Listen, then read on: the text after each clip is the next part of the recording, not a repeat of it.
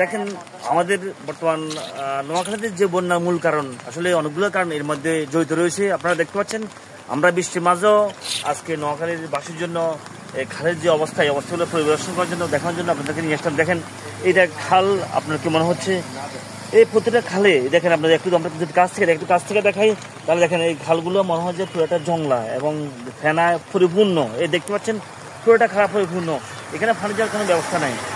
এছাড়াও আপনারা জানেন যে এই খালটা বিগত বছরগুলোতে পানি নিষ্কাশন হতো, মানুষের সুবিধা হয়েছে এই পানিগুলা যেত, কিন্তু এখন বর্তমানে যে সমস্যা এই সমস্যাগুলো পানি নিষ্কাশন হচ্ছে না, এখানে জলবদ্ধতা দেখা দিচ্ছে। আমরা এই পাশে দেখেন এই যে খালের ভিতরে আবার যে আমরা অবৈধভাবে স্থাপনার কারণেও কিন্তু আমাদের এই জলবদ্ধতা দেখা যাচ্ছে। এখানে এই খালের উপরে ঘর করে রাখছে, মানুষ অবৈধ স্থাপনা করছে। অবৈধ স্থাপনার কারণে আমাদের এই সমস্যাগুলো দেখা দিচ্ছে যে জলবদ্ধতা যে খালের উপরে যদি আমরা দেখা একটু স্থাপনাগুলো খালের উপরে পড়ে আছে। এই খালকে আমরা যদি নিষ্কাশন না করি তাহলে আমাদের যে পানির যে জলবদ্ধতা বা আমাদের এইভাবে অবৈধভাবে জাল ফেলিয়ে মাছ ধরা। আর এই খালটি হলো Choumoni to Chhatarpaiya road, Choumoni to Chhatarpai এই খালটি গেছে, কিন্তু এই খালে অবৈধভাবে জাল ফেলিয়ে জেলেরা মাছ ধরে এবং অবৈধ স্থাপনা রয়েছে এবং খালটি অনেক বছর আসলে নিষ্কাশন পরিষ্কার করা হয় না।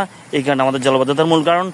সবাই বেশি বেশি শেয়ার করবেন এবং ভিডিওটি যাতে আমাদের কর্তৃপক্ষের দৃষ্টি আকর্ষণ হয় এবং আমাদের বর্তমান প্রধান উপদেষ্টা নিউজ স্যারের সামনে যাতে পড়ে, এই জন্য সবার কাছে অনুরোধ থাকবো চৌমনি টু ছাতারপাইয়া রোডের যে সমস্যা, যে খালের যে সমস্যা, যাতে আমরা সমস্যার সমাধান করে আমাদের সমস্যা থেকে আমরা লাঘব পাই, এই জন্য সবার কাছে অনুরোধ থাকবে।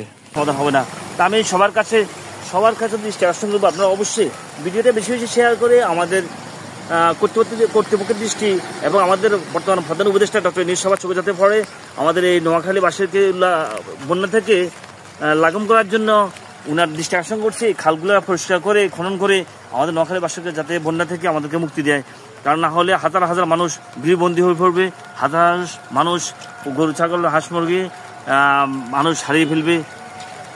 আপনারা আসলে বৃষ্টির মাঝে আমরা আজকে আছি এখানে, কারণ শুধুমাত্র নোয়াখালী লাগানোর জন্য।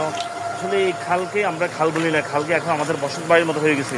তাই সবার কাছে অনুরোধ থাকবো সবার বিশেষ ভিডিওটি শেয়ার করবেন, শেয়ার করে আমাদের কর্তৃপক্ষের দৃষ্টি যাতে পড়ে এবং আমাদের প্রধান উপদেষ্টার কাছে যাতে ভিডিওটি যায় পড়ে, তাহলে হয়তো আমরা সুন্দর একটা সুরাহা পাবো।